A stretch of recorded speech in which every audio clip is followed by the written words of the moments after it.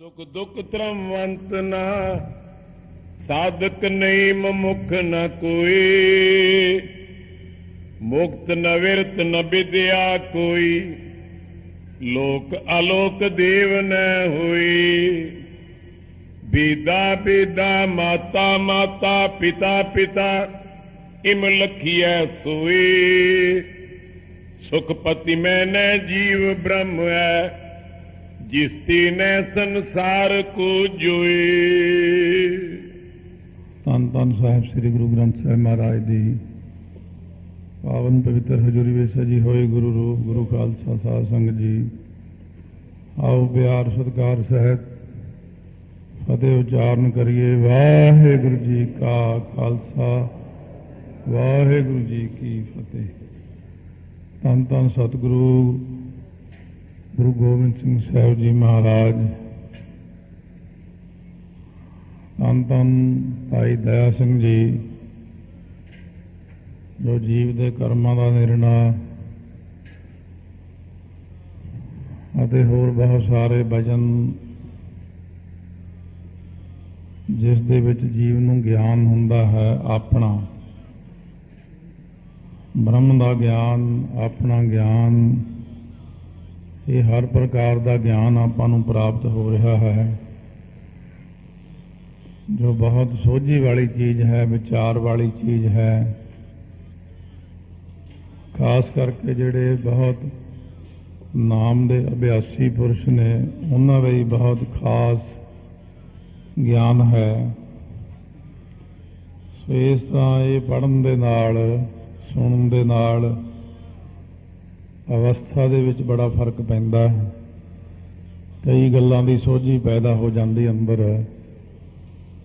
ਆਓ ਅੱਗੇ ਪਿਆਰ ਨਾਲ ਸਰਵਣ ਕਰਦੇ ਹਾਂ ਕਿ ਜਿਵੇਂ ਬਿਰਤੀ ਆਪਣੀ ਕਹਿੰਦੇ ਬ੍ਰਹਮ ਗਿਆਨ ਦੇ ਵਿੱਚ ਬਿਰਤੀ ਜਦ ਟਿਕ ਜਾਂਦੀ ਹੈ,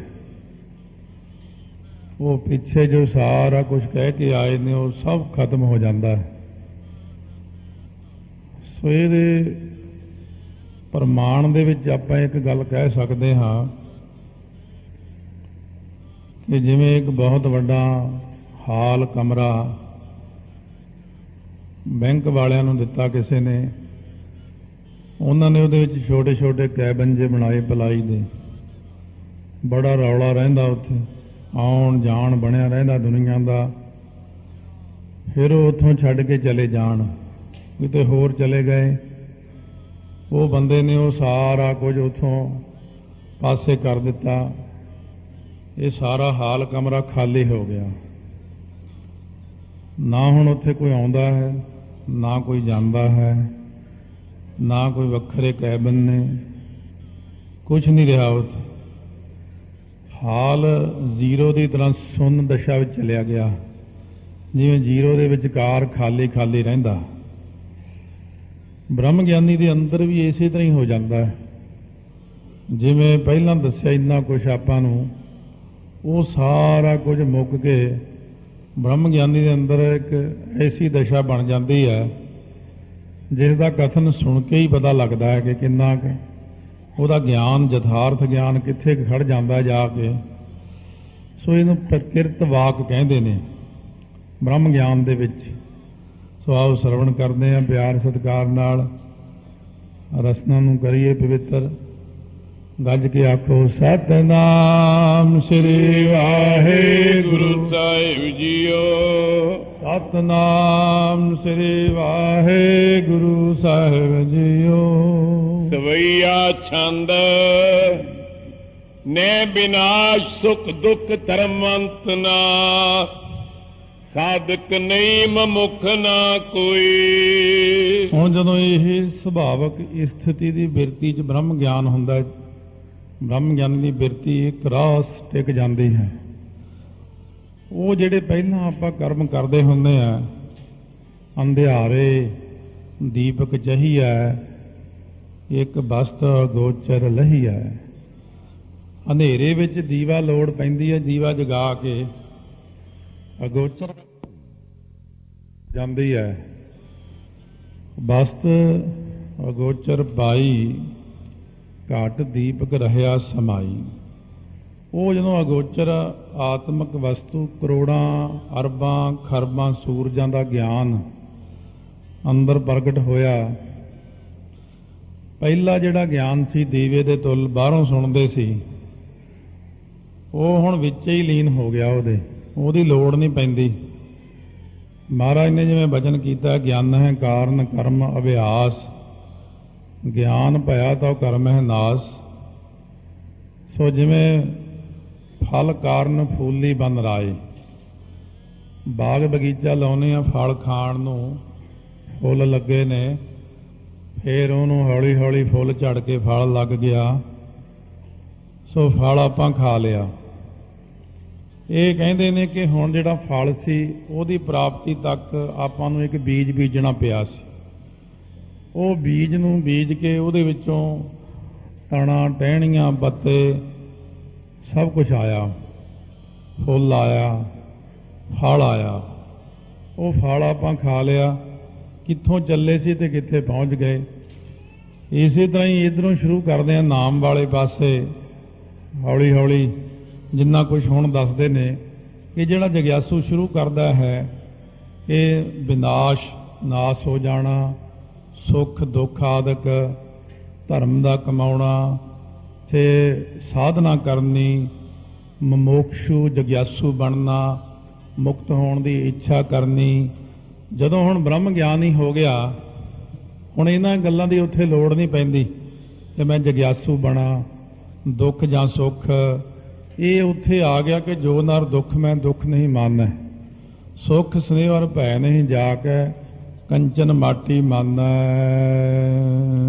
ਮੁਕਤ ਨਿਵਿਰਤ ਨ ਵਿਦਿਆ ਕੋਈ, ਲੋਕ ਅਲੋਕ ਦੇਵ ਨ ਹੋਏ। ਉਸ ਖਾਲੀ ਸ਼ੁੰਨ ਦਸ਼ਾ ਵਾਲੇ ਮਨ ਦੇ ਅੰਦਰ, ਹਿਰਦੇ ਦੇ ਵਿੱਚ, ਜਿੱਥੇ ਪਹਿਲਾਂ ਬਹੁਤ ਭੀੜ ਰਹਿੰਦੀ ਸੀ ਸੰਕਲਪਾਂ ਵਿਕਲਪਾਂ ਦੀ, ਇਹਨਾਂ ਗੱਲਾਂ ਦੀ, ਮੈਂ ਮੁਕਤ ਹੋਣਾ ਚਾਹੁੰਦਾ ਹਾਂ, ਨਿਵਿਰਤ ਹੋਣਾ ਚਾਹੁੰਦਾ ਹਾਂ, ਪ੍ਰਵਿਰਤੀ ਤੇ ਨਿਵਿਰਤੀ ਜਾਂ ਵਿਦਿਆ ਜਾਂ ਲੋਕ ਪਰਲੋਕ ਦੇਵਤੇ, ਇਹ ਗੱਲਾਂ ਮੁੱਕ ਜਾਂਦੀਆਂ ਨੇ। ਬ੍ਰਹਮ ਗਿਆਨ ਦੇ ਵਿੱਚ ਜਾ ਕੇ, ਸ਼ੁੰਨ ਦਸ਼ਾ ਵਿੱਚ ਜਾ ਕੇ ਇੱਕ ਐਸੀ ਅਵਸਥਾ ਜੀਵ ਦੇ ਅੰਦਰ ਬਣ ਜਾਂਦੀ ਹੈ ਜਿੱਥੇ ਸਾਰੀਆਂ ਗੱਲਾਂ ਖਤਮ ਹੋ ਜਾਂਦੀਆਂ ਹਨ। ਬੇਦਾ ਬੇਦਾ ਮਾਤਾ ਮਾਤਾ, ਪਿਤਾ ਪਿਤਾ ਇਮ ਲਖੀਆ ਸੋਏ। ਹੁਣ ਤੇ ਕਹਿੰਦੇ ਨੇ ਵੇਦ ਨਾਮ ਗਿਆਨ ਦਾ ਹੈ, ਜਾਣਨ ਦਾ ਹੈ। ਵੇਦ ਤੇ ਅਵੇਦ, ਜਾਣਨਾ ਜਾਂ ਨਾ ਜਾਣਨਾ, ਇਹ ਦੋਨੋਂ ਹੀ ਅਵਸਥਾ ਮੁੱਕ ਗਈਆਂ ਉੱਥੇ ਬ੍ਰਹਮ ਗਿਆਨ ਵਿੱਚ। ਆਪਾਂ ਕਹਿੰਦੇ ਮੈਂ ਤਾਂ ਜਾਣਦਾ ਨਹੀਂ ਜਾਂ ਮੈਂ ਜਾਣਦਾ ਹਾਂ, ਇਹ ਦੋਨੋਂ ਗੱਲਾਂ ਇੱਥੇ ਜਾ ਕੇ ਬ੍ਰਹਮ ਗਿਆਨ ਵਿੱਚ ਖਤਮ ਹੋ ਗਈਆਂ। ਸੋ ਮਾਤਾ ਮਾਤਾ, ਪਿਤਾ ਪਿਤਾ, ਇਮ ਲਖੀਆ ਸੋਏ। ਇਸ ਤਰੀਕੇ ਦੇ ਨਾਲ ਇਹ ਜਾਣਦੇ ਨੇ ਕਿ ਤੇ ਨਾ ਮਾਂ ਅਤੇ ਨਾ ਮਾਂ, ਇਹ ਥੋੜਾ ਜਿਹਾ ਔਖਾ ਹੈ ਸਮਝਣਾ। ਕਿ ਆਪਾਂ ਇੱਥੇ ਦੁਨੀਆ 'ਚ ਗੱਲਾਂ ਕਰ ਸਕਦੇ ਹਾਂ ਕਿ ਮਾਂ ਮੇਰੀ ਮਾਤਾ ਹੈ, ਇੱਕ ਗੱਲ ਕਹਿੰਦੇ ਆ, ਜਾਂ ਕਹਿੰਦੇ ਨਾ ਹੈ ਮੇਰੀ ਮਾਤਾ ਨਹੀਂ ਹੈ। ਇਹ ਸਿਰਫ ਆਪਾਂ ਜੀਵਾਂ ਲਈ ਗੱਲ ਹੈ। ਜਦੋਂ ਇਹ ਬ੍ਰਹਮ ਵਿੱਚ ਜੀਵ ਲੀਨ ਹੁੰਦਾ, ਜਾ ਕੇ ਬ੍ਰਹਮ ਗਿਆਨੀ ਬਣਦਾ ਹੈ, ਉੱਥੇ ਨਾ ਮਾਤਾ ਤੇ ਨਾ ਮਾਤਾ, ਬ੍ਰਹਮ ਦੇ ਵਿੱਚ ਇਹ ਚੀਜ਼ਾਂ ਨਹੀਂ ਹੈਗੀਆਂ। ਤੇ ਪਿਤਾ ਨਾ ਪਿਤਾ, ਨਾ ਹਾਂ ਪਿਤਾ, ਦੋਨੋਂ ਹੀ ਇਹ ਗੱਲਾਂ ਮੁੱਕ ਗਈਆਂ। ਇਸ ਤਰੀਕੇ ਦੇ ਨਾਲ ਇਹਨਾਂ ਸਾਰੀਆਂ ਗੱਲਾਂ ਤੋਂ ਬ੍ਰਹਮ ਵੀ ਨਿਰਲੇਪ ਹੈ, ਨਾ ਤਤ ਹੈ, ਨਾ ਮਤ ਹੈ, ਨਾ ਜਤ ਹੈ, ਨਾ ਪਤ ਹੈ, ਨਿਰਸਾਕੰ ਸ਼ਰੀਕ ਹੈ, ਅਮਿਤੋ ਅਮੀਕ ਹੈ, ਸदैवं ਪ੍ਰਭਾ ਹੈ, ਅਜੈ ਹੈ, ਅਜਾ ਹੈ। ਇਹ ਜਾਪ ਸਾਹਿਬ ਦੇ ਵਿੱਚ ਆਉਂਦਾ ਹੈ। ਇਉਂ ਉੱਥੇ ਜਾ ਕੇ ਜੀਵ ਦੀ ਇੱਕ ਅਵਸਥਾ ਬਣ ਜਾਂਦੀ ਹੈ। ਸੁਖਪਤੀ ਮੈਨੇ ਜੀਵ ਬ੍ਰਹਮ, ਜਿਸ ਤੇ ਨੇ ਸੰਸਾਰ ਕੋ ਜੋਏ। ਹੁਣ ਇਹਦੀ ਇੱਕ ਇਹੀ ਜਿਹੀ ਅਵਸਥਾ ਬਣ ਗਈ ਹੈ, ਭਾਵ ਲਿਵਲੀਨਤਾ ਵਿੱਚ ਹਾਂ ਮੈਂ। ਇਹ ਆਪਣੇ ਆਪ ਨੂੰ ਇਹ ਮਹਿਸੂਸ ਕਰਦਾ ਹੈ ਕਿ ਇਹਦੇ ਮੇਰੇ ਵਿੱਚ ਨਾ ਜੀਵ ਹੈ ਨਾ ਬ੍ਰਹਮ ਪੁਣਾ ਹੈ। ਪਹਿਲਾਂ ਦੋ ਜਿਹੜੇ ਵਖਰੇਵੇਂ ਆਪਣੇ ਆਪ ਵਿੱਚ ਸੀਗੇ, ਕਿ ਮੈਂ ਇੱਕ ਜੀਵ ਹਾਂ, ਉਹ ਬ੍ਰਹਮ ਹੈ। ਇਹ ਜਦੋਂ ਵਿਚਕਾਰੋਂ ਪਰਦਾ ਕੱਟਿਆ ਗਿਆ, ਖਤਮ ਹੋ ਗਿਆ, ਬ੍ਰਹਮ ਦੇ ਵਿੱਚ ਆਤਮਾ 'ਚ ਪਰਮਾਤਮਾ ਦੋਵੇਂ ਲੀਨ ਹੋ ਗਏ। ਹੁਣ ਇੱਥੇ ਕਿਹਨੂੰ ਕਹੀਏ? ਪਾਣੀ ਦਾ ਗਲਾਸ, ਪਾਣੀ ਦੀ ਬਾਲਟੀ ਜਾਂ ਨਦੀ, ਸਾਰੇ ਹੀ ਸਮੁੰਦਰ 'ਚ ਪੈ ਗਏ ਜਾ ਕੇ। ਉੱਥੇ ਹੁਣ ਬਖਰੇਵਾ ਜਿਹੜਾ ਸੀ ਜਾ ਕੇ ਉਹ ਖਤਮ ਹੋ ਗਿਆ। ਇਹ ਵੀ ਕਹਿੰਦਾ ਕਿ ਮੇਰੇ ਵਿੱਚ ਸੰਸਾਰ ਨਹੀਂ ਹੈ। ਬ੍ਰਹਮ ਗਿਆਨੀ ਲਈ ਕੋਈ ਮਾਤਾ ਨਹੀਂ, ਕੋਈ ਪਿਤਾ ਨਹੀਂ, ਕੋਈ ਭੈਣ ਭਰਾ ਨਹੀਂ, ਏਕ ਹੈ, ਸਿਰਫ ਏਕ। ਕੋਈ ਪਸ਼ੂ ਨਹੀਂ, ਕੋਈ ਪੰਛੀ ਨਹੀਂ, ਕੋਈ ਰਾਗ ਨਹੀਂ, ਕੋਈ ਦਵੈਸ਼ ਨਹੀਂ। ਉਹ ਕਿਉਂਕਿ ਉਹਦੇ ਅੰਦਰੋਂ ਸਾਰੀਆਂ ਚੀਜ਼ਾਂ ਹੀ ਮੁੱਕ ਗਈਆਂ, ਹਾਲ ਹੀ ਖਾਲੀ ਕਰ ਦਿੱਤਾ ਉਹਨੇ ਆਪਣਾ। ਉਹਦਾ ਮਨ ਜਿਹੜਾ ਸੀ ਨਾ, ਉਹਨਾਂ ਚੀਜ਼ਾਂ ਤੋਂ, ਜਿਵੇਂ ਗੁਰੂ ਨਾਨਕ ਦੇਵ ਜੀ ਨੇ ਕਿਹਾ, ਰਸ ਸੋਇਨਾ ਰਸ ਰੂਪਾ ਕਾਮਣ, ਰਸ ਪਰਮਲ ਕੀ ਵਾਸ, ਰਸ ਘੋੜੇ, ਰਸ ਸੇਜਾ ਮੰਦਰ, ਰਸ ਮੀਠਾ, ਰਸ ਮਾਸ, ਏਤੇ ਰਸ ਸਰੀਰ ਕੇ ਕਹਿ ਘਟ ਨਾਮ ਨਿਵਾਸ। ਉਹ ਜਿਹੜੇ ਰਸ ਸੀ ਸਾਰੇ ਹੀ ਉਹਦੇ ਬਾਹਰ ਚਲੇ ਗਏ ਨੇ। ਉਹਦਾ ਹਿਰਦਾ ਖਾਲੀ ਹੋ ਕੇ ਉਥੇ ਇੱਕ ਆਵਾਜ਼ ਆਉਂਦੀ ਹੈ, ਸਤਨਾਮ ਸ੍ਰੀ ਵਾਹਿਗੁਰੂ ਸਾਹਿਬ ਜੀਓ, ਸਤਨਾਮ ਸ੍ਰੀ ਵਾਹਿਗੁਰੂ ਸਾਹਿਬ ਜੀਓ। ਦੋਹੇਰਾ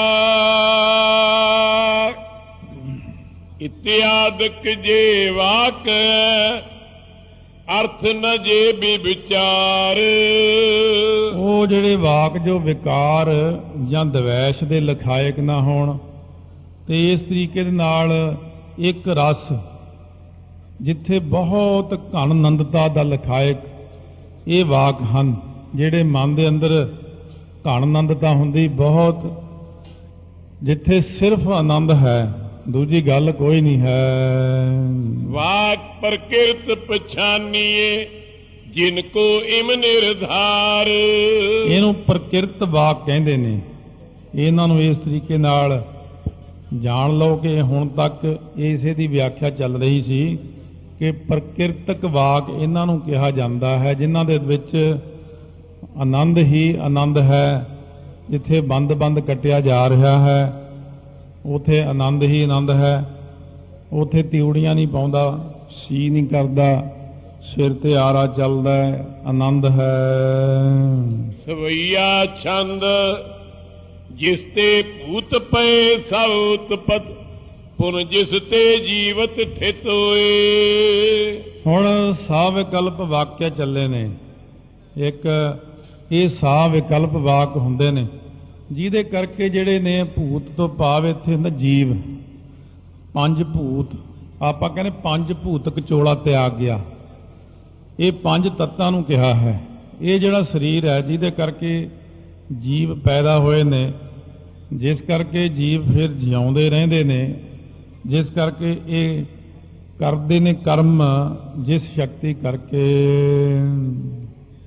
ਅੰਤ ਸਮੈ ਸਭ ਲੈ ਹੈ ਤਿਸ ਮੈਂ, ਕਰ ਨਿਸ਼ਚੈ ਔਰ ਧਾਰੋ ਸੋਏ। ਇਹ ਅੰਤ ਨੂੰ ਜੀਵ ਉਹਦੇ ਵਿੱਚ ਹੀ ਜਾ ਕੇ ਲੀਨ ਹੋ ਜਾਂਦੇ ਨੇ। ਇਹ ਮਨ ਦੇ ਅੰਦਰ ਧਾਰ ਲਓ ਗੱਲ। ਜਾਗਰਤ ਸੁਪਨ ਕੂਲ ਉਭਿਅਨ ਮੈਂ, ਮਹਾ ਮਤਿਸ ਵਿਚਰਤ ਲਖ ਜੋਏ। ਕਹਿੰਦੇ ਹੁਣ ਜਿਹੜੇ ਜਾਗਰਤ ਤੇ ਸੁਪਨ ਰੂਪੀ ਦੋ ਕਿਨਾਰੇ ਨੇ ਇੱਕ ਨਦੀ ਦੇ, ਉਹਨਾਂ ਨਦੀ ਦੇ ਦੋਨਾਂ ਕਿਨਾਰਿਆਂ ਦੇ ਵਿੱਚ ਇਹ ਜਿਹੜੇ ਨੇ ਨਾ ਵੱਡੇ ਵੱਡੇ ਮਗਰਮੱਛ ਵਿਚਰ ਰਹੇ ਨੇ। ਕਿਹੜੇ ਕਿਹੜੇ? ਰਾਗ ਤੇ ਦਵੈਸ਼।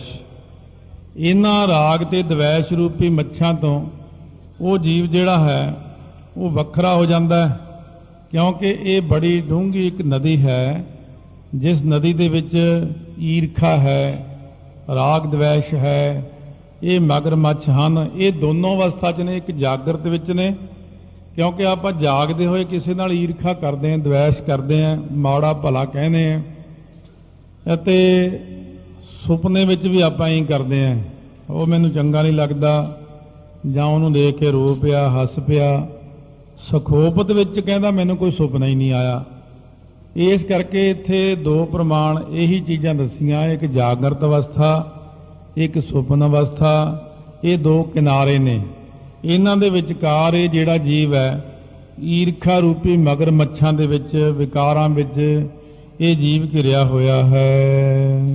ਤਿਸ ਆਤਮ ਤੇ ਨਵ ਸੰਗ ਭੂਤੰ ਵਾਕ ਤਿਆਦ ਸਭ ਕਲਪ ਹੋਏ। ਉਸ ਆਤਮਾ ਤੋਂ ਜਿਹੜੀ ਮੇਰੀ ਆਤਮਾ ਹੈ, ਕਿਉਂਕਿ ਉਹੀ ਪ੍ਰਮਾਤਮਾ ਹੈ, ਇਹ ਗਿਆਨ ਉੱਥੇ ਹੋ ਗਿਆ ਸਾਵਿਕਲਪ ਦੇ ਵਿੱਚ ਕਿ ਇਸੇ ਆਤਮਾ ਤੋਂ ਹੀ ਆਕਾਸ਼ ਬਣਦਾ ਹੈ।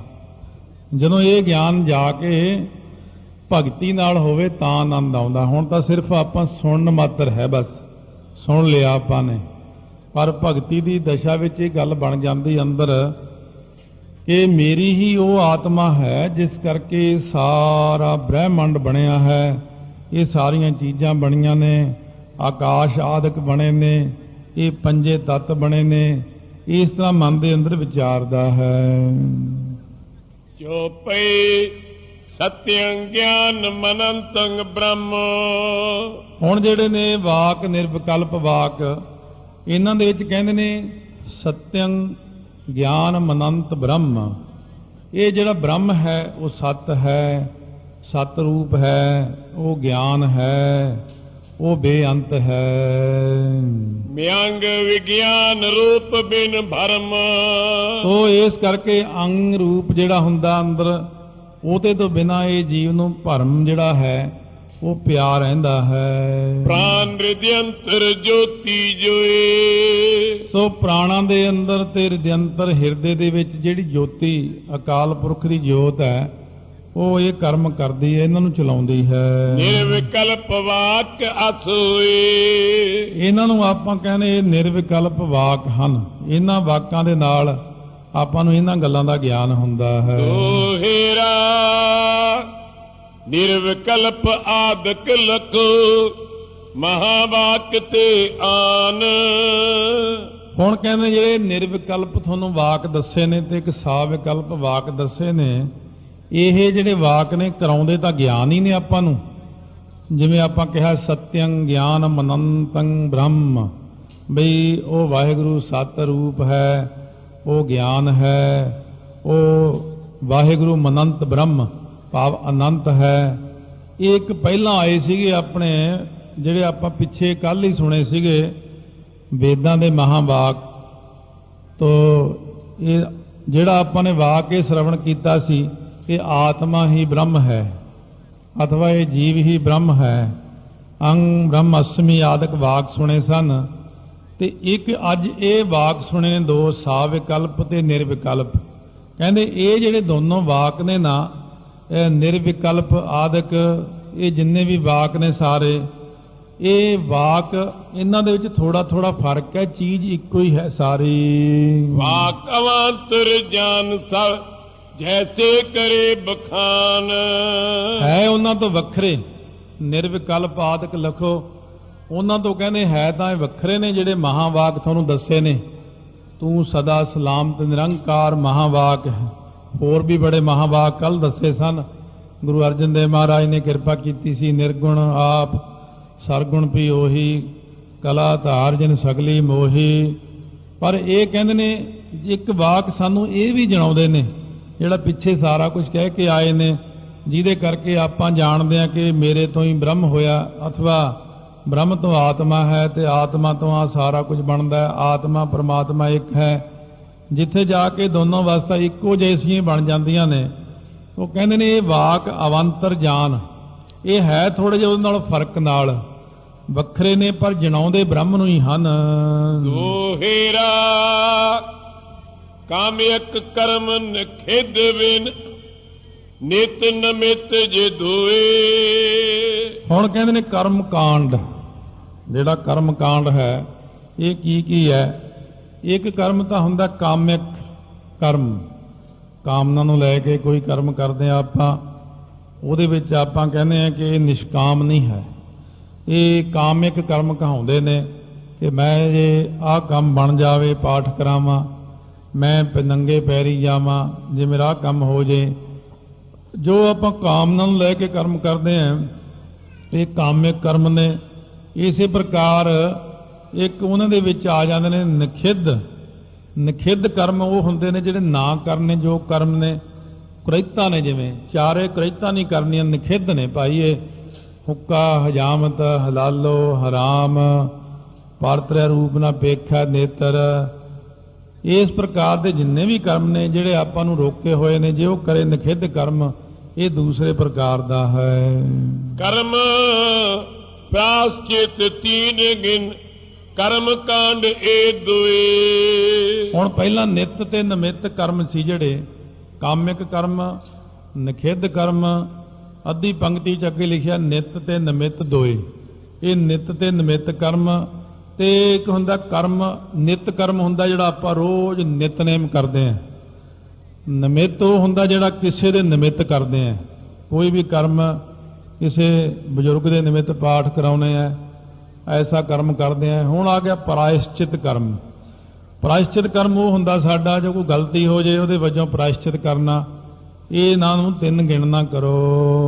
ਸਵਈਆ ਛੰਦ ਨਿਤ ਕਰਮ, ਸੰਧਿਆ ਬਦਨਾਦ, ਸੁਤ ਜਨਮ ਆਦ, ਨਮਿਤ ਇੱਕ ਜਾਨ। ਨਿਤ ਕਰਮ ਨੇ ਫਿਰ ਦੱਸਦੇ ਨੇ ਥੋੜਾ ਜਿਹਾ ਵਿਸਥਾਰ ਕੇ, ਸੰਧਿਆ ਸਮੇਂ ਰਹਿ ਰਾਸ ਪੜ੍ਹਨੀ, ਮੱਥਾ ਰੋਜ਼ ਟੇਕਣਾ, ਇਸ਼ਨਾਨ ਰੋਜ਼ ਕਰਨਾ, ਨਿਤਨੇਮ ਕਰਨਾ, ਕੰਘਾ ਕਰਨਾ, ਦਸਤਾਰ ਚੁਣ ਕੇ ਬੰਨ੍ਹਣੀ, ਇਤਿਆਦਿਕ ਜਿੰਨਾ ਵੀ ਆਪਾਂ ਕਰਮ ਕਰਦੇ ਆ ਇਹ ਨਿਤ ਕਰਮ ਹੋ ਗਿਆ।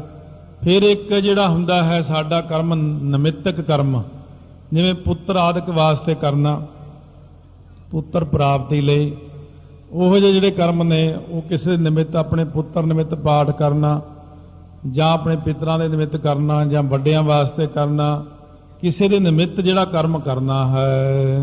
ਪ੍ਰਾਸ਼ਚਿਤ ਕਿਛ ਚੰਦਰਾਇਣ ਆਦਿ, ਕਲਮਲ ਛੈ ਸਾਧਨ ਪਹਿਚਾਨ। ਕਹਿੰਦੇ ਪਾਪਾਂ ਦੇ ਨਸ਼ਟ ਦੇ ਸਾਧਨ ਲਈ ਕੀਤੇ ਕਰਮ, ਕ੍ਰਿਛ ਚੰਦਰਾਇਣ ਆਦਿਕ ਜਿਹੜੇ ਨੇ ਵਰਤ ਆਦਿਕ ਲੋਕ ਰੱਖਦੇ ਨੇ, ਪ੍ਰਾਸ਼ਚਿਤ ਕਰਮ ਪਛਾਣੋ। ਇਸ ਤਰ੍ਹਾਂ ਇਹ ਵੱਖੋ ਵੱਖਰੇ ਧਰਮ ਦਾ ਨੇ ਪ੍ਰਾਸ਼ਚਿਤ ਕਰਮ ਨੇ। ਹੁਣ ਗੁਰਬਾਣੀ ਅੰਦਰ ਜਿਵੇਂ ਹੈ, ਜਿਵੇਂ ਕੋਈ ਗਲਤੀ ਕਰ ਲਈ, ਕੋਈ ਗ੍ਰਹਿਤ ਕਰ ਲਈ ਆਪਾਂ ਨੇ, ਤਾਂ ਫਿਰ 5 ਪਿਆਰਿਆਂ ਕੋਲ ਜਾਣਾ, ਪੁੱਛਦੇ ਨੇ ਕੀ ਗਲਤੀ ਕੀਤੀ ਹੈ, ਗਲਤੀ ਦੱਸਣੀ ਉਹਨਾਂ ਨੂੰ ਆਪਣੀ। ਗਲਤੀ ਦੱਸਣ ਤੋਂ ਬਾਅਦ ਉਹਨਾਂ ਨੇ ਕਿਹਾ ਚੰਗਾ ਭਾਈ 101 ਜਪਜੀ ਸਾਹਿਬ ਦਾ ਪਾਠ ਕਰਨਾ ਹੈ, ਨਾਲ ਭਾਂਡੇ ਮਾਂਜਣੇ 40 ਦਿਨ, 40 ਦਿਨ ਜੋੜੇ ਝਾੜਨੇ ਆ, ਫਿਰ 40ਵੇਂ ਦਿਨ 25 ਰੁਪਏ ਦੇ ਕੜਾਹ ਪ੍ਰਸ਼ਾਦ ਦੇ ਕਰਾ ਕੇ ਗੋਲਕ 'ਚ ਪੈਸੇ ਪਾ ਕੇ ਅਰਦਾਸ ਕਰਨੀ ਹੈ ਕਿ ਮਹਾਰਾਜ ਆ ਮੈਨੂੰ ਤਨਖਾਹ ਲੱਗੀ ਸੀ ਪੂਰੀ ਹੋ ਗਈ ਹੈ। ਇਹ ਜਿਹੜਾ ਕਰਮ ਆਪਾਂ ਕਰਦੇ ਆ ਇਹ ਸਿੱਖ ਪੰਥ ਵਿੱਚ ਪ੍ਰਾਇਸ਼ਚਿਤ ਵਜੋਂ ਗਿਣੇ ਜਾਂਦੇ ਨੇ। ਮਹਾਰਾਜ ਕਹਿੰਦੇ ਨੇ ਉਹ ਪ੍ਰਾਇਸ਼ਚਿਤ ਕਰਨਾ ਵੀ ਮੇਰੇ ਕੋਲੋਂ ਗਲਤੀ ਹੋ ਗਈ। ਜਿਵੇਂ ਕੋਈ ਬੰਦਾ ਇਹ ਕਹੇ, ਜਿਵੇਂ 10ਵੇਂ ਪਾਤਸ਼ਾਹ ਦਾ ਇੱਕ ਵਾਰ ਅੱਜ ਤੋਂ 15 ਦਿਨ ਪਹਿਲਾਂ ਇਹ ਬਚਨ ਆਇਆ ਸੀ, ਮਹਾਰਾਜ ਕਹਿੰਦੇ ਇੱਕ ਤਾਂ ਉਹ ਬੰਦੇ ਨੇ ਗਲਤੀ ਹੋ ਗਈ ਜੀ ਮਹਾਰਾਜ ਮਾਫ ਕਰ ਦਿਓ। ਕਹਿੰਦੇ ਭਾਈ ਉਹਨੇ ਆਪਣਾ ਪ੍ਰਾਇਸ਼ਚਿਤ ਕਰ ਲਿਆ, ਉਹ ਚੰਗਾ ਬੰਦਾ। ਇੱਕ ਉਹ ਜਿਹੜਾ ਗਲਤੀ ਕਰਕੇ ਮੰਨਦਾ ਹੀ ਨਹੀਂ, ਕਹਿੰਦੇ ਉਹ ਮਹਾਮੂਰਖ ਆਦਮੀ ਹੈ। ਇਸ ਕਰਕੇ ਸਤਿਗੁਰੂ ਕਹਿੰਦੇ ਕੋਈ ਗਲਤ ਕੰਮ ਹੋ ਜੇ ਪਛਤਾਵਾ ਕਰਦੇ ਹੋਏ ਉਹਦੇ ਨਾਲ ਨਾਲ ਸਾਨੂੰ ਆਪਣਾ ਪਾਠ ਵੀ ਕਰਨਾ ਚਾਹੀਦਾ, ਬਾਣੀ ਪੜ੍ਹਨੀ, ਸਿਮਰਨ ਕਰਨਾ। ਇਸ ਕਰਕੇ ਕਲਯੁਗ ਦੇ ਵਿੱਚ ਸਾਰਿਆਂ ਨਾਲੋਂ ਵੱਡਾ ਪ੍ਰਾਇਸ਼ਚਿਤ ਕਰਮ ਕੀ ਹੈ? ਜੇ ਕੋਈ ਗਲਤੀ ਹੋ ਜੇ ਆਪਣੇ ਤੋਂ ਤਾਂ ਕਹਿੰਦੇ ਪਾਠ ਕਰੋ अथवा सिमरन करो जी। अग्नि जो तिष्ठो मादक जे कामक ऐसे वेद बखान। ਹੁਣ ਇੱਕ ਅਗਨੀਹੋਤਰੀ ਤੇ ਜੋਤਿਸ਼ਟੋਮ ਆਦਿਕ ਕਾਮਿਆ ਕਰਮ ਨੇ, ਵੇਦ ਨੇ ਇਹੋ ਜਿਹੇ ਕਰਮ ਜਿਹੜੇ ਕਹੇ ਨੇ ਕਰਨ ਵਾਸਤੇ। ਤੋ ਇਸੇ ਪ੍ਰਕਾਰ ਜਿਹੜੇ ਇਹ ਕਰਮਾਂ ਦਾ ਥੋੜਾ ਥੋੜਾ ਕਾਮਕ ਕਰਮ ਦੱਸਿਆ ਵੀ ਕਾਮਨਾ ਦੇ ਸਹਿਤ ਕਰਮ ਕਰਨਾ। ਜਿਵੇਂ ਕੋਈ ਆਪਾਂ ਵੀ ਹੁਣ ਇੱਧਰ ਲਾ ਲਓ, ਆਪਾਂ ਵੀ ਕੋਈ ਪਾਠ ਕਰਾਉਣੇ ਆ, ਕਦੇ ਇਹ ਤਾਂ ਨਹੀਂ ਪਾਠ ਰਖਾਇਆ ਆਰੰਭ ਕਰਵਾਇਆ, ਅੱਜ ਵੀ ਮੈਂ ਅਰਦਾਸ ਕਰਾਈ ਹੈ ਭਈ ਤੁਸੀਂ ਕਾਹਦਾ ਅਖੰਡ ਪਾਠ ਸਾਹਿਬ ਪਰ ਆਰੰਭ ਕਰਵਾਇਆ, ਕਿਸ ਪ੍ਰਯੋਜਨ ਲਈ ਕਰਾਇਆ, ਕੀ ਕਾਮਨਾ ਹੈ ਤੁਹਾਡੀ। ਉਹਦੇ ਵਿੱਚ ਸਾਡੀ ਆਮ ਤੌਰ ਤੇ ਸੰਸਾਰੀ ਕਾਮਨਾਵਾਂ ਹੀ ਜ਼ਿਆਦਾ ਹੁੰਦੀਆਂ ਨੇ, ਇਸ ਕਰਕੇ ਕਰਵਾਇਆ। ਤੇ ਜਿਹੜਾ ਹੁੰਦਾ ਇੱਕ ਨਿਸ਼ਕਾਮ, ਕਾਹਦੇ ਲਈ ਕਰਾਇਆ ਭਾਈ ਪਾਠ? ਉਹ ਕਹਿੰਦੇ ਜੀ ਇਹ ਅਸੀਂ ਅਕਾਲ ਪੁਰਖ ਵਾਹਿਗੁਰੂ ਦਾ ਧੰਨਵਾਦ ਕੀਤਾ। ਫਿਰ ਇਹ ਵੀ ਮੰਗਦੇ ਆ ਮਹਾਰਾਜ ਸਾਨੂੰ ਸਿੱਖੀ ਬਖਸ਼ੋ, ਨਾਮ ਦੀ ਦਾਤ ਬਖਸ਼ੋ, ਰਹਿਤ ਮਰਿਆਦਾ ਬਖਸ਼ੋ। ਇਸ ਤਰ੍ਹਾਂ ਜਿਹੜਾ ਸਾਡਾ ਨਾ ਉਹ ਨਿਸ਼ਕਾਮ ਹੋ ਜਾਂਦਾ ਹੈ। ਕਹਿੰਦੇ ਇਹ ਜੀਵ ਜਿਹੜਾ ਹੈ ਕਾਮਕ ਕਰਮ ਜ਼ਿਆਦਾ ਕਰਦਾ ਜਿਹਦੇ 'ਚ ਇਹਦੇ ਮਤਲਬ ਪੂਰੇ ਹੁੰਦੇ ਹੋਣ। ਹਨਨ ਬ੍ਰਹਮਾਦਿਕ ਏ ਨ ਖੇਦੈ, ਕਰਮ ਪੰਚ ਏ ਜਾਨ ਸੁਜਾਨ। ਹੁਣ ਕਹਿੰਦੇ ਨੇ ਇਹਦੇ ਵਿੱਚ ਜਿਹੜਾ ਕਰਮ ਹੈ ਨਾ ਨਿਖੇਧ ਕਰਮ, ਜਿਹੜੇ ਆਪਾਂ ਕੰਮ ਨਹੀਂ ਕਰਨੇ ਉਹ ਆਪਾਂ ਨੂੰ ਸਭ ਨੂੰ ਪਤਾ ਹੈ ਵੀ ਆਹ ਕੰਮ ਆਪਾਂ ਨਹੀਂ ਕਰਨੇ। ਕਿਉਂ?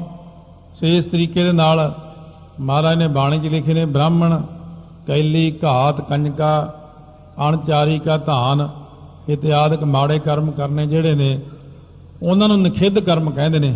ਬਹੁਤ ਨਿਖਿੱਧ ਕਰਮ ਕੀਤਾ ਤੂੰ ਇਹ ਬੜਾ ਮਾੜਾ ਕੰਮ ਕੀਤਾ, ਇਹ ਤੈਨੂੰ ਕਰਨਾ ਨਹੀਂ ਸੀ ਚਾਹੀਦਾ। ਇਸ ਤਰ੍ਹਾਂ ਦੇ ਜਿਹੜੇ ਜੀਵ ਕਰਮ ਕਰਦੇ ਨੇ, ਜਿਹੜੇ ਮਾੜੇ ਕੰਮ ਹੁੰਦੇ ਨੇ, ਉਹਨਾਂ ਨੂੰ ਨਿਖਿੱਧ ਕਰਮ ਕਿਹਾ ਜਾਂਦਾ ਹੈ। ਓ ਹੇਰਾ ਕਿਵਾ ਚਾਰੋਂ ਵਰਣ ਕੋ ਆਸ਼ਰਮ ਧਰਮ ਜਿਤੇਕ। ਉਹ ਕਹਿੰਦੇ ਨੇ ਜਿਹੜੇ ਅੱਗੇ ਹੋਰ ਦੱਸਦੇ ਨੇ ਕਰਮ ਕਾਂਡ ਸੰਬੰਧੀ, ਜਿਹੜੇ ਚਾਰੇ ਵਰਣ ਨੇ ਅਥਵਾ ਜਿਹੜਾ ਹੋਰ ਜਿੰਨੇ ਧਰਮ ਦੇ ਕਰਮ ਨੇ ਉਹਨਾਂ ਵਿੱਚ ਜਿਹਨੇ ਲੋਕ ਕਰਮ ਕਰਦੇ ਨੇ ਉਹਨਾਂ ਬਾਰੇ ਦੱਸਦੇ ਹਨ। ਕਰਮ ਕਾਂਡ ਸੋ ਜਾਣੀਐ ਭਗਤ ਸਮਤ ਵਿਵੇਕ। ਉਹਨਾਂ ਨੂੰ ਕਰਮ ਕਾਂਡ ਕਿਹਾ ਜਾਂਦਾ ਹੈ। ਸ੍ਰੇਸ਼ਟ ਬੁੱਧੀ ਵਾਲੇ ਪੁਰਸ਼ ਜਿਹੜੇ ਗਿਆਨਵਾਨ ਨੇ ਉਹ ਇਸ ਤਰ੍ਹਾਂ ਦੱਸਦੇ ਹਨ। ਸਵਈਆ ਛੰਦ ਵਿਦ ਵਿਸ਼ਨ ਰੁਦਰ ਜੋ ਬ੍ਰਹਮਾਤਮ ਲਖ ਚਿਤਵਨ ਤੀਨ। ਹੁਣ ਇੱਥੇ ਗੱਲ ਚੱਲਦੀ ਹੈ ਉਪਾਸ਼ਨਾ। ਇਹ ਉਪਾਸ਼ਨਾ ਤਿੰਨ ਤਰ੍ਹਾਂ ਦੀ ਹੁੰਦੀ ਹੈ। ਇਹਨਾਂ ਵਿੱਚ ਇੱਕ ਐਸੀ ਆਵੇਗੀ ਉਪਾਸ਼ਨਾ, ਚਲੋ ਪਹਿਲਾਂ ਨਾਲ ਨਾਲ ਹੀ ਚੱਲਦੇ ਹਾਂ। ਪਹਿਲਾਂ ਤਾਂ ਗੱਲ ਹੁਣ ਆਈ ਹੈ ਉਪਾਸ਼ਨਾ ਕਿਹਨੂੰ ਕਹਿੰਦੇ ਨੇ। ਕਹਿੰਦੇ ਤ੍ਰਿਗੁਣ ਰੂਪ ਜਿਹੜਾ ਹੈਗਾ ਨਾ, ਵਿਦ ਵਿਧਾਤਾ ਬ੍ਰਹਮਾ ਇੱਕ ਵਿਸ਼ਨੂੰ ਹੈ, ਰੁਦਰ ਜੋ ਇੱਕ ਸ਼ਿਵ ਜੀ ਹੈ, ਬ੍ਰਹਮ ਆਤਮ ਲਖ ਚਿਤਵਨ ਤੀਨ। ਇਹ ਤਿੰਨਾਂ ਨੂੰ ਬ੍ਰਹਮ ਦਾ ਆਤਮਾ ਜਾਣਨਾ। ਉਹ ਹੋਰ ਲੋਕ ਐਸਾ ਸਿਮਰਨ ਕਰਦੇ ਨੇ ਭਾਵੇਂ ਦੇ ਵਿੱਚੋਂ ਨਾਲ ਨਾਲ ਆਪਣਾ ਗਿਆਨ ਵੀ ਪ੍ਰਾਪਤ ਹੋਵੇਗਾ। ਕਿਉਂਕਿ ਆਪਾਂ ਇਹ ਦੇਖਣਾ ਹੈ ਕਿ ਉਪਾਸ਼ਨਾ ਕਰਨੀ ਜਿਹੜੀ ਹੈ ਉਹਦੇ ਨਾਲ ਨਾਲ ਫਿਰ ਜਿਹੜਾ ਸਰਗੁਣ ਦਾ ਜਾਪ ਕਰਨਾ, ਸਰਗੁਣ ਦਾ ਜੋ ਹੈ ਧਿਆਨ ਕਰਨਾ। ਇਹਦੇ ਨਾਲ ਤੀਸਰੀ ਜਿਹੜੀ ਚੀਜ਼ ਆ ਉਹ ਕੋਈ ਨਿਰਗੁਣ ਦਾ ਜਾਪ ਕਰਦੇ ਨੇ। ਇਹ ਉਪਾਸ਼ਨਾ ਸਰਗੁਣ ਤੇ ਨਿਰਗੁਣ ਦੇ ਜਾਪ ਵਿੱਚ ਕੀ ਕੀ ਫਰਕ ਹੈ ਇਹ ਤਿੰਨਾਂ ਦਾ ਆਪਾਂ ਨੂੰ ਗਿਆਨ ਹੋ ਜਾਵੇਗਾ ਸੁਣ ਕੇ। ਕਈ ਲੋਕ ਐਸਾ ਕਰਦੇ ਨੇ ਕਿ ਇਹ ਤਿੰਨਾਂ ਨੂੰ ਬ੍ਰਹਮ ਆਤਮਾ ਜਾਣ ਕੇ ਉਹਨਾਂ ਦਾ ਮਨ ਦੇ ਅੰਦਰ ਚਿਤਵਨ ਕਰਦੇ ਹਨ। ਅਪਿਆ ਕ੍ਰਿਤ ਕੇ ਵੈਸ਼ਵਾ ਨਰ ਕੋ ਹਿਰਣ ਗਰਭ ਆਤਮ ਚਿਤ ਚੀਨ। ਹੁਣ ਇਹ ਜਿਹੜਾ ਜਾਨਣਾ ਹੈ ਅਭਿਆਕ੍ਰਿਤ, ਅਭਿਆਕ੍ਰਿਤ ਉਹ ਜਿਹੜਾ ਆਇਆ ਸੀ ਆਪਣਾ, ਇੱਕ ਬੀਜ ਵਿੱਚ 6 ਚੀਜ਼ਾਂ ਹੁੰਦੀਆਂ ਨੇ, ਜੜਾਂ ਹੁੰਦੀਆਂ ਨੇ, ਤਣਾ, ਫਿਰ ਛਿੱਲੜ, ਟਾਹਣੀਆਂ, ਪੱਤੇ, ਫੁੱਲ, ਫਲ। ਇਸ ਤਰ੍ਹਾਂ ਬ੍ਰਹਮ ਦੇ ਵਿੱਚ ਵੀ ਹੈ। ਇਉਂ ਇਹਨੂੰ ਕਹਿੰਦੇ ਅਭਿਆਕ੍ਰਿਤ। ਤੇ ਵੈਸ਼ਵਾ ਨਰ ਤੇ ਹਿਰਣ ਗਰਭ, ਇਹ ਗੱਲਾਂ ਹਾਲੇ ਆਪਾਂ ਮਾੜੀਆਂ ਮਾੜੀਆਂ ਫੇਰ ਛੱਡ ਲੈਂਦੇ ਆ। ਇਹ ਮੈਂ ਇਹੀ ਕਹੂੰਗਾ ਇਹ ਜਪਜੀ ਸਾਹਿਬ ਦੀ ਕਥਾ 'ਚ ਸਾਰੀਆਂ ਸਪਸ਼ਟ ਕੀਤੀਆਂ ਹੋਈਆਂ ਨੇ, ਕਿਉਂਕਿ ਇੰਨੀਆਂ ਡੂੰਘੀਆਂ ਨੇ ਬਈ ਜਿਵੇਂ ਜਿਵੇਂ ਦੀ ਹਿਸਾਬ ਦੀ ਸੰਗਤ ਹੁੰਦੀ ਹੈ ਫਿਰ ਉਨੀ ਕੀ ਗੱਲ ਹੀ ਠੀਕ ਰਹਿੰਦੀ ਆ। ਇਹ ਇੰਨਾ ਸਮਝ ਲਓ ਵੀ ਜ਼ਿਆਦਾ ਡੂੰਘਾ ਕੰਮ ਹੈ, ਕਈ ਦਿਨ ਤੱਕ ਇਹ ਸਮਝ ਹੀ ਨਹੀਂ ਲੱਗਣਾ ਹੈ। ਇਸ ਕਰਕੇ ਇੰਨਾ ਕੁ ਜਾਣ ਲਓ ਕਿ ਜਿਹੜਾ ਹੈ ਨਾ ਇਹ ਸਰਗੁਣ ਦੀ ਉਪਾਸ਼ਨਾ ਦਾ ਨਿਰਣਾ ਚੱਲ ਰਿਹਾ। ਅਭਿਆਕ੍ਰਿਤ ਤੇ ਵੈਸ਼ਵਾ ਨਰ ਤੇ ਹਿਰਣ ਗਰਭ ਆਤਮ ਚਿਤ ਚੀਨ, ਇਹਨਾਂ ਨੂੰ ਆਪਣੇ ਚਿੱਤ ਦੇ ਵਿੱਚ ਜਾਣਨਾ ਕਰੋ ਵੀ ਇਹ ਸਾਰਾ ਆਤਮਾ ਆਪਣੀ ਜਾਣਨੀ ਕਿ ਅਥਵਾ ਜਿਹੜਾ ਈਸ਼ਵਰ ਜਾਂ ਉਹਦਾ ਵਿਰਾਟ ਰੂਪ ਹੁੰਦਾ ਨਾ, ਜਾਂ ਹਿਰਨ ਗਰਭ ਜਾਂ ਚੇਤਨ ਆਤਮਾ ਜਿਹਨੂੰ ਕਹਿੰਦੇ ਨੇ, ਪਛਾਣ ਕੇ ਇਹ ਇਉਂ ਮਨ ਦੇ ਅੰਦਰ ਮਹਿਸੂਸ ਕਰਨਾ ਕਿ ਜੋ ਮੇਰੇ ਅੰਦਰ ਆਤਮਾ ਹੈ। ਇੱਕ ਪਹਿਲੀ ਤਾਂ ਉਪਾਸ਼ਨਾ ਆਈ ਸੀ ਨਾ, ਜੋ ਮੇਰੇ ਅੰਦਰ ਆਤਮਾ ਹੈ, ਬ੍ਰਹਮਾ ਵਿਸ਼ਨੂੰ ਸ਼ਿਵ ਜੀ, ਇਹਨਾਂ ਵਿੱਚ ਜੋ ਬ੍ਰਹਮ ਹੈ ਇਹ ਤਿੰਨੇ ਨਹੀਂ ਹੈਗੇ, ਇਹਨਾਂ 'ਚ ਬ੍ਰਹਮ ਹੀ ਬ੍ਰਹਮ ਹੈ। ਕਿਉਂ? ਉਹ ਉਪਾਸ਼ਨਾ ਹੀ ਇਕੱਲੀ ਕਰਦੇ ਨੇ, ਉਹ ਲੋਕ ਵੱਖਰੀ ਕਿਸਮ ਦੇ ਨੇ। ਇੱਕ ਉਹ ਲੋਕ ਨੇ ਜਿਹੜੇ ਵਿਰਾਟ ਰੂਪ ਧਾਰਦੇ, ਜਿਵੇਂ ਮੇਰੇ ਅੰਦਰ ਆਤਮਾ ਹੈ, ਇਹ ਮੇਰੀ ਆਤਮਾ ਹੀ ਵਿਆਪਕ ਹੈ ਸਾਰੇ ਕਿਤੇ। ਆ ਜੋ ਕੁਝ ਮੈਨੂੰ ਨਜ਼ਰ ਆਉਂਦਾ ਹੈ ਆ ਸਾਰਾ ਕੁਝ ਮੈਂ ਹੀ ਵਰਤ ਰਿਹਾ ਹਾਂ। ਕਿਉਂ ਜਾਣਨਾ? ਇਹਨੂੰ ਉਪਾਸ਼ਨਾ ਸਰਗੁਣ ਦੀ ਕਿਹਾ ਹੈ। चितवै एक आत्मा इन प्रत किदो उपासै सगुण परवीन। ਸੋ ਇਹਨਾਂ ਨੂੰ ਆਤਮਾ ਆਪਣੇ ਆਪ ਨਾਲ ਚਿਤਵਣਾ ਤੇ ਇਉਂ ਜਾਣ ਕੇ ਚਿਤਵੇ ਕਿ ਅਥਵਾ ਸਰਗੁਣ ਦੀ ਉਪਾਸਨਾ ਕਰੇ। ਇਹਨੂੰ ਅਧਿਕਾਰੀ ਕਹਿੰਦੇ ਸਰਗੁਣ ਦੀ ਉਪਾਸਨਾ ਦਾ। ਸਰਗੁਣ ਵਿੱਚ ਉਪਾਸਨਾ ਕਰਨੀ, ਜਿਵੇਂ ਆਪਾਂ ਕਹੀਏ ਕਿ ਬਲਿਹਾਰੀ ਕੁਦਰਤ ਵਸਿਆ ਤੇਰਾ ਅੰਤ ਨਾ ਜਾਈ ਲਖਿਆ। ਕਿਉਂ ਜਿਵੇਂ ਆਪਾਂ ਇਹ ਸਰਗੁਣ ਦੀ ਉਪਾਸਨਾ ਵਿੱਚ ਆ ਜਾਈਏ, ਦਿਖਦੀਆਂ ਚੀਜ਼ਾਂ ਵਿੱਚ ਦੇਖ ਕੇ ਆਖੀਏ ਧੰਨ ਹੈ ਗੁਰੂ ਨਾਨਕ ਦੇਵ ਜੀ, ਧੰਨ ਹੈ ਅਕਾਲ ਪੁਰਖ ਵਾਹਿਗੁਰੂ, ਕਿੰਨਾ ਸੋਹਣਾ ਬਣਾਇਆ। ਸ੍ਰੀ ਹੇਮਕੁੰਟ ਸਾਹਿਬ ਖੜ ਕੇ ਆਖੀਏ ਕਿੰਨੀ